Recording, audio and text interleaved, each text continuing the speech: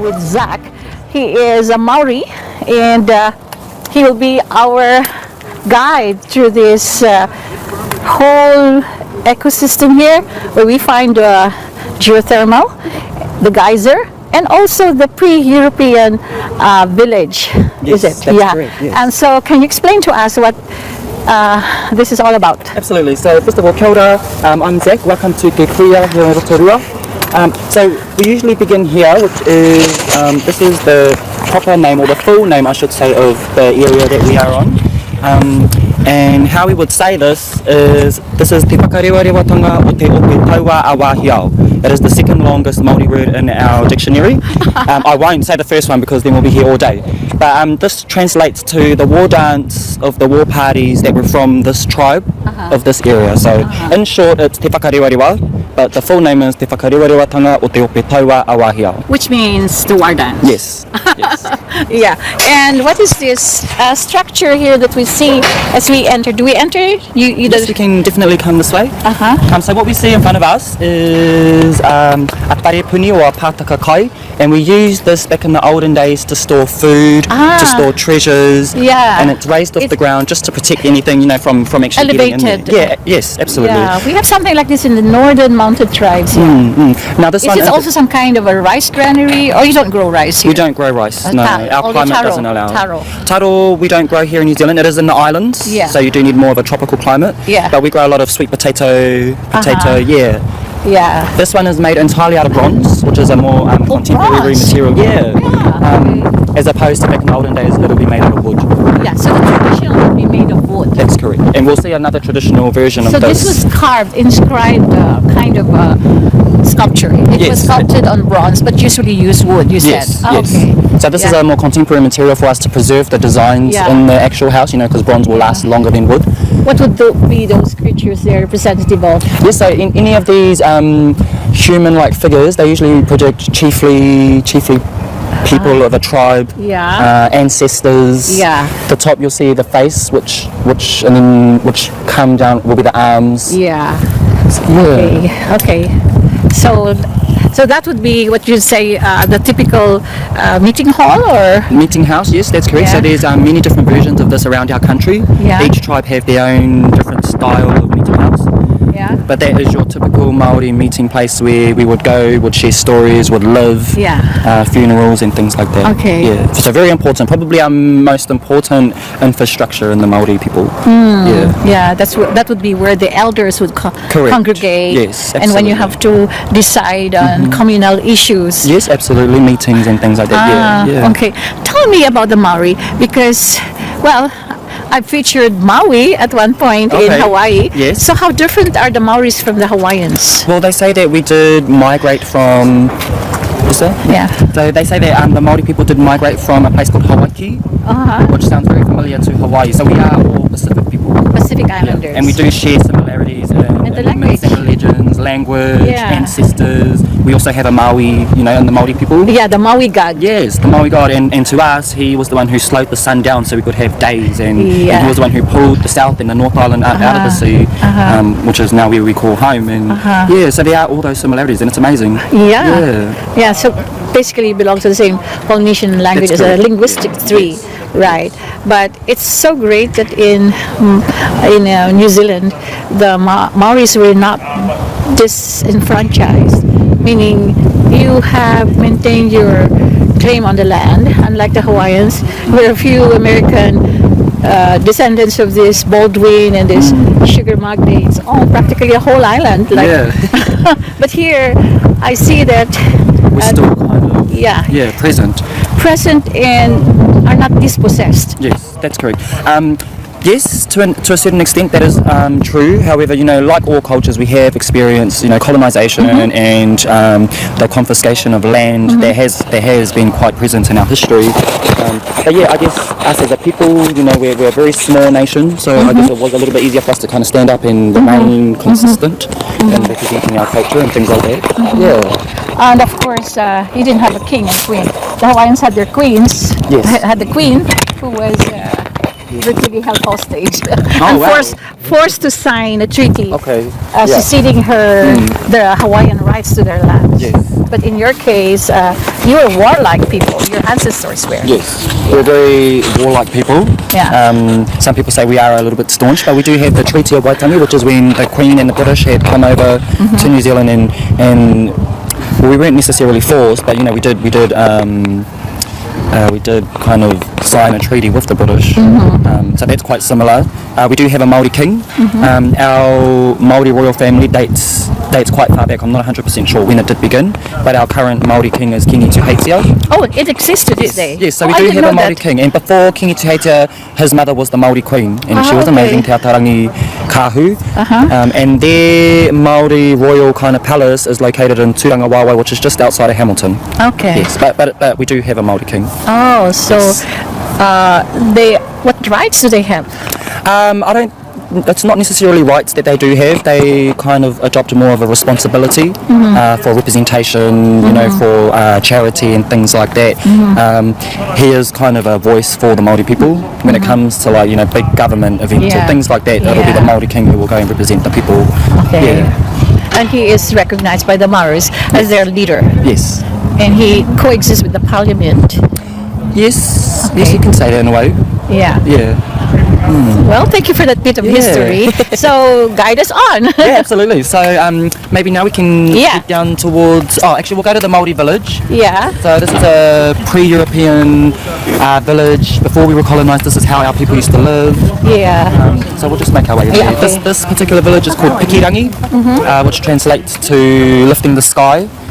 Yeah. You'll see a small housing complex, all made by natural materials, because back in the day, we had to be quite smart in survival and things like that. Were the Maoris fisher folks or hunters and gatherers, or did they also have livestock? The good thing about this plant. Sorry, what was that? Were the Maoris basically horticulturists, agriculturists, farming? Yes, absolutely. So, we Maori people are really well known for being self-sustainable, growing our own food. They were quite smart in finding ways back in the olden days to be able to survive like that. So we grew a lot of sweet potatoes, vegetables, fruits. Those were the things that we used to grow. Would kiwi be one of them? Would kiwi fruit be a part of the old kind of... I wouldn't be able to answer that accurately, but from what I think, no, because kiwi fruit did actually come from China. It does come off the gooseberry family. Oh, really? Yes. I didn't know that. Yes. I thought it's indigenous to New Zealand. No, so not indigenous to New Zealand. But that's something that we'll gladly adopt because it's great. People love it. Yeah. And so, would you have the same crops as the Hawaiian, like taro? Taro wouldn't grow here. It's too cold. Too cold. So things like taro, bananas, mangoes, our climate wasn't tropical enough. Yeah. Yeah, because we do get kind of all seasons in one. It'll be really, really cold in the winter, and then in summer it'll be really, really hot. Yeah. Yeah, so we wouldn't grow those kind of tropical fruits. A little bit difficult, even like the watermelons and things like that, those only grow in certain places. But you did hunting. Yes. They did hunting. Absolutely. We were hunting people. Hunters, fishermen. Yeah. We are Pacific people. We come from the sea. Yeah. Our sea god is Tangaroa, who is our most highest god that we do look at. Yeah. And he is the god of the sea, so... Okay, so now... Oh, it looks like our huts in the Philippines. Oh, really? Yeah, so and our cameraman will zero in, although you call it communal sleeping house. Yes, so this would be in Maori a wharepuni, or a communal sleeping house, made out of raupo, which is a plant that grows in like the swamps, very thick. We dry it out and... So you would have communal house housing 2 or more families? That's correct. Oh, you have like kindred groupings. Yes. And so one community or village or tribe would have all related Maoris by marriage. So the system that works with our people is that we have we have New Zealand and then we have tribes. So the tribe that we belong to is Aotearoa, and that covers kind of all of Rotorua, you know, from Tongariro all the way to Maketu, and then we have sub-tribes from our main tribe. Now a sub-tribe would probably own this village, and everyone here would all belong to the same sub-tribe, and they would live as a really prime example of a Maori delicacy. Yeah, it's very delicious. Yes, so that's a representative of how we used to dry out the eel in order for it to be. Oh, we also have dried fish in the Philippines, but yeah, we dry it under the sun. Oh, so just in the back there as well, that's a little example of a garden. Okay. Probably we've just put seeds in there, but with the fencing around, you know, it's all native wood. Yeah. So that's where you would plant sweet potato? Yeah, we'll plant sweet potatoes, probably like sweet corn and things like that. You had corn but not rice because it's too cold here for rice to grow. But did you have wheat? What's that? Wheat? Yes. No, we don't grow wheat. Okay, so your staple, your starch, your carbohydrates would come from the sweet potatoes. That's correct, yes. And what else? Corn. But how come you have corn? Well, corn, sorry, I only say corn because where I come from, we grow a lot of corn. Yeah. But probably in Rotorua you wouldn't get away with corn, but you know, it's just, whatever we could grow would go into that. Yeah. The majority of it is kumara, potato, And fishing. Fishing and hunting. Also hunting. What wild animals did you have? Deer? Boar? Wild pig, yes, boar. Yeah. Back in the olden days, they used to hunt birds. Birds, yeah. Specific birds and things like that, And what would these plants be? I have seen this around New so Zealand. these look like kauri trees. Kauri. Kauri. How do you spell that? Kauri. Oh, kauri trees. Yes. And so we have... does it fruit or is it edible? No, but it is indigenous to our country. Okay. And we have, there's a kauri up in the north, which is the biggest kauri tree on the planet. Yeah. And we look at that tree as the god of the forest, which is Tane Mahuta. How far north? And probably a good maybe 9-hour drive from here. Way up north, and it's huge. It's amazing. Like 5 centuries, 1,000 years old. Yes, tree? it'll be thousands and thousands of years old. That would be a sight, huh? Yes, Have you seen I it? have not seen it yet, but I do wish to go up there and see that. But is it reachable by land or? Yes, it's in the middle of a forest. Okay. Yeah, so you can actually walk there. They have trails where you can actually go and view it. Really? It's a very, very popular tourist attraction. Yeah, I would love to do that someday. And what is this? So this will be another good example of a communal sleeping house. However, by looking at the carvings, this and around the doors and the windows, this would usually be for a chief of the village. Okay. I noticed that the entrances are small. Were they small? People? Probably not that small, but they were a little bit small just to keep the heat insulated inside. Insulation. Yes. Yeah. Because we are using natural material. It's a bit would this be bamboo? This one, this comes from the... This one, reed? Is it reed? Have you seen the flax plant? Yeah. And then in the middle of the flax they have the long... They have a long... This is from... the stalk. Yes, the stalk. Okay. But similar to bamboo, eh? And what is this? This is a pounding treasure or what? We have that. Where you pound things? Yes. Or that'll be, and that'll pestle? be either for like pounding clothing to make clothes or from or the for bark food. of trees. Yes, that's right. Yes. Okay. Yeah, because we have more, Very this. similar. Eh? Yeah, bayuhan. You have a pestle made of wood and then it's round. Sometimes they're real big ones. Yeah, And that's for beating like the wheat and rice. Paddy. Oh, okay. Yeah. And this one, you do have a unique tree here, which is green on top and silver at the bottom. I'm not 100% sure what that tree is. Yeah. It could be it wouldn't be manuka. This is manuka tree here. Oh, manuka. Which one? This one? Yeah, so we have the little white flowers that come off of this tree. And that's manuka honey. Honey, and it's just here in New Zealand, right? Yes. Oh, so this is the manuka. Yeah, and Okay. we'll see more of the manuka on our way down to the geyser. Maybe you'll see little flowers. Oh, really? And so do you have beehives here? There will be beehives here, yes. Will this be something like the Hawaiians where you roast the pig and you bury them on the ground?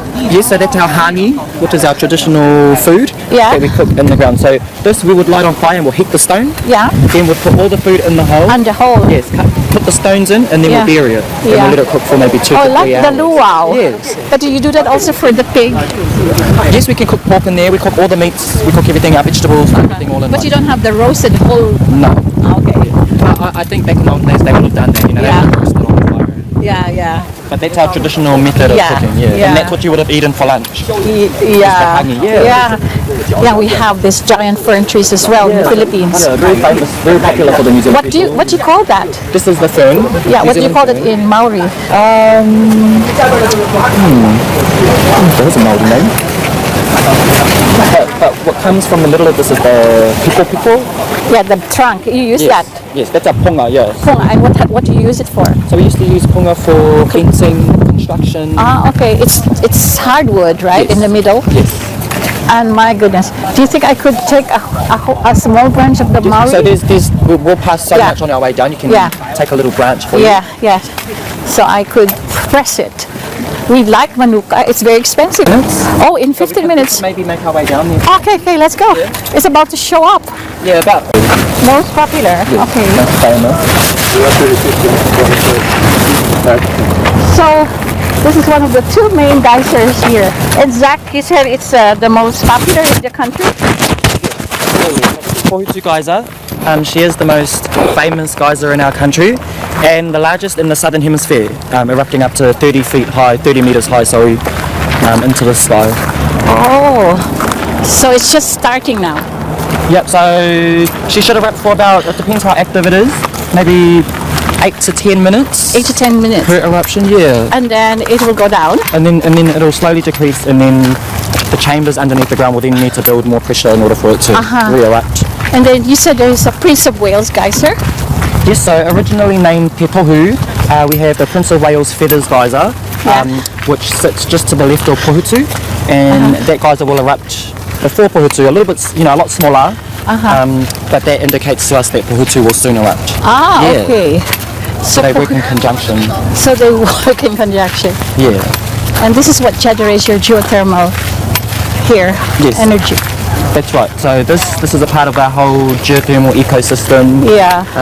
We have a lot of the homes that centre around the geothermal activity that are their water is heated by the geothermal. Which is all natural, all natural and free to those people, which is a good resource. Yeah, absolutely. So where the geothermal and the geysers are, you would find the manuka? Because I see a lot of manuka trees here. Yeah, absolutely. So it looks like the manuka will grow on a harder soil like this. Maybe it has to have some kind of sulfur, or maybe that helps it kind of thrive. It does look like a cypress tree. Yeah, they're everywhere. Maybe we should start making our own honey. That'll be great. Yeah, here it will be your additional. It's liquid gold. Liquid gold, absolutely. You should have it here. Oh, that's a good business idea. Yeah, add up to your NGO, your foundations, your organizations. Income, then you sell this manuka honey. Oh, there it is. Oh, we'll go closer. Yeah, we can go closer. Wow. It's amazing, on some days when the wind is blowing towards us, we'll actually feel the steam of the geyser form on you. And it's so refreshing, it's amazing. Oh yeah, it's like having your steam, facial steam. Okay. So that's Pohutu, that's the biggest geyser in the southern hemisphere. Yeah. And as you can see to the side, that's our Prince of Wales feather. Oh, the Prince of Wales is on the left. Yes, that's right. The smaller steam now. That's right. It has lost its steam. Yeah, great, isn't it? Yeah. How hot is that? How hot? Yeah. So very, very hot in the ground, but as soon as it touches the air, it cools down. Oh. Yeah. So when the water falls on you, it's cold. Oh, okay.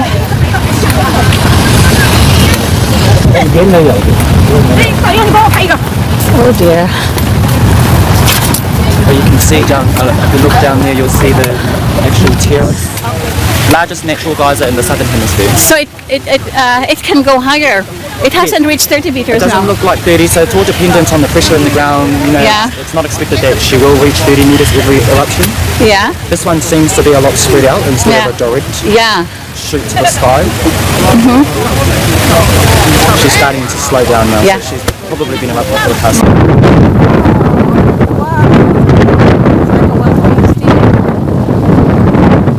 CITYWALK, we're here. And we're feeling the mist from the geyser. Yeah. Really active today. Yeah. Well, showing up for our TV absolutely. show. There you go. Even going higher. Look at that.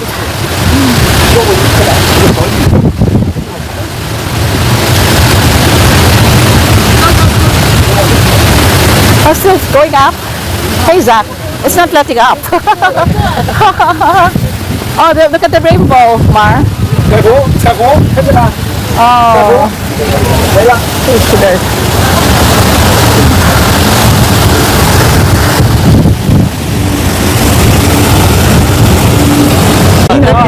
It looks like craters. Ours is really a pool. Okay. Well, this looks like mini volcanoes here, but actually these are, what do you call them? These are our mud pools. Yeah. You could probably call them mini craters, but you know, with the mud that's in there, that's what kind of accommodates this whole thing. So this is called Ngā Mokai Kupo, which translates to the grandchildren of Kupo, who used to be a chief here in the settlement. Look at them jump up like creatures. And it's amazing. This mud pool is always changing. If it was raining and the water interacts with the gases in the pool, you'd see a lot more bubbles everywhere and a lot more steam. Yeah, look at them. They look like creatures jumping up and down. Are they deep? Muddy all the way down? This one is quite deep. I think this one goes maybe down 3 meters. But different in different locations. I could probably check.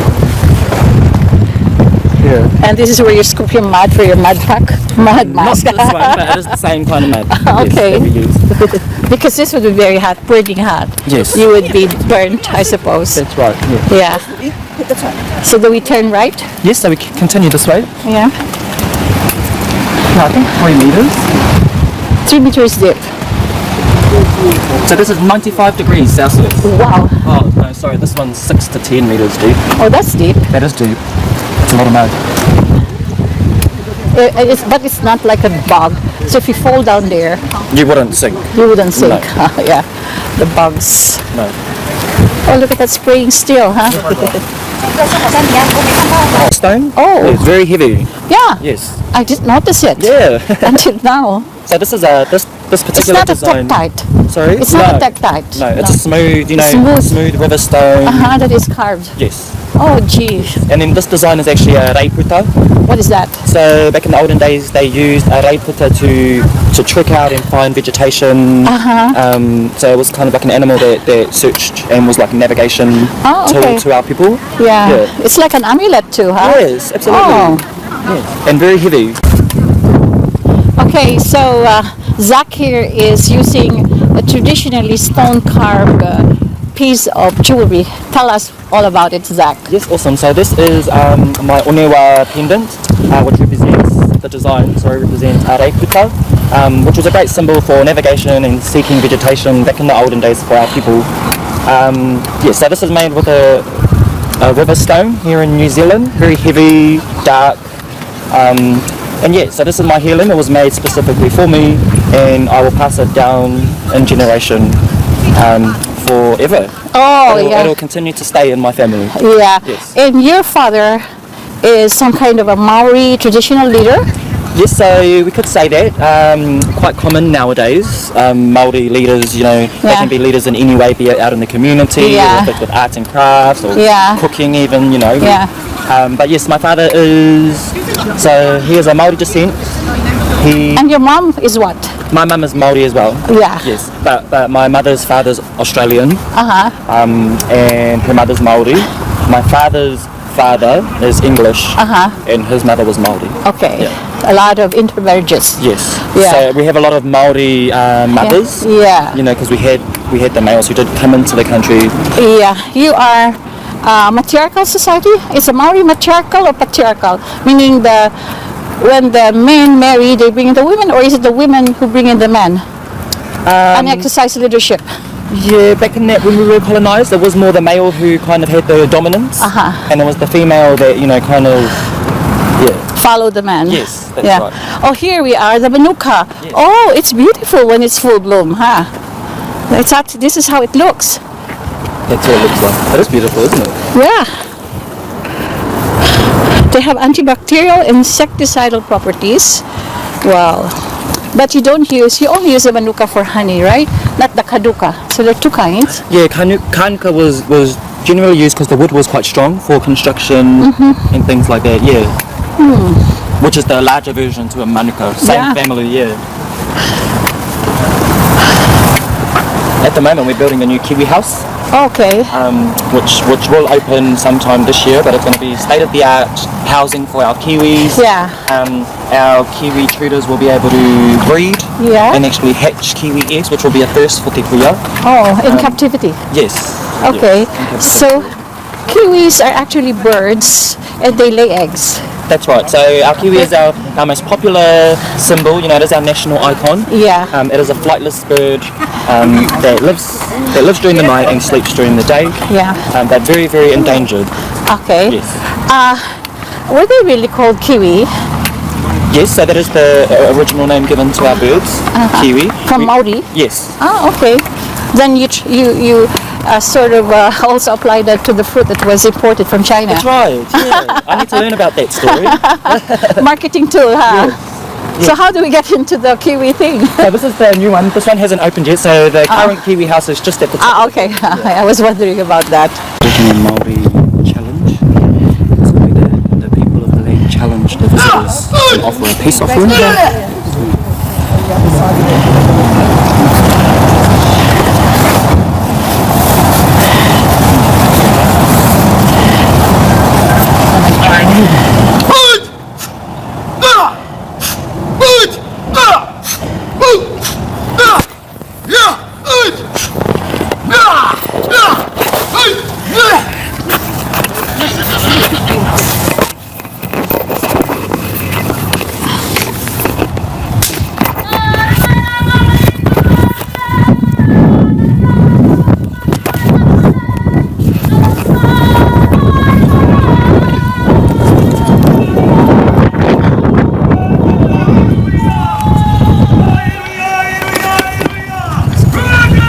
Your iPhone.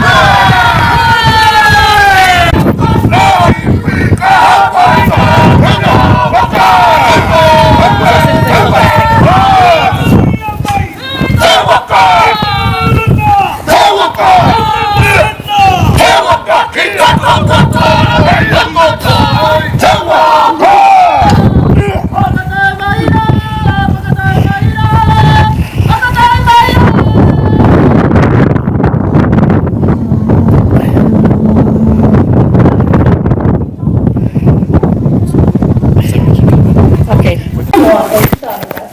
Now, Hidamore was a very beautiful young maiden, and she came from the eastern shores of our lake, a village called Haka. Tukalika, a handsome young warrior, and he came from the island, situated out in the middle of our lake. The island is called Maoria. For one evening they met at a gathering, fell deeply in love. However, due to tribal and social differences, they were forbidden to be together. But as we all know, love will always find a way, as in this case it certainly did. One evening, Hinawa crept down to the lake's edge. She tied about her waist empty water calabash for flotation. She slipped into the cold dark waters of Lake Lotorua, and she made her journey, guided only by the sound. After diving guys below water flames, they were set back from Gonzaga home. Now, she did eventually make it there because we on stage are just some of the many descendants of Hinawa and CITYWALK. So for your pleasure this afternoon, and in honour of our ancestors, we present to you Kōwhare Kareana.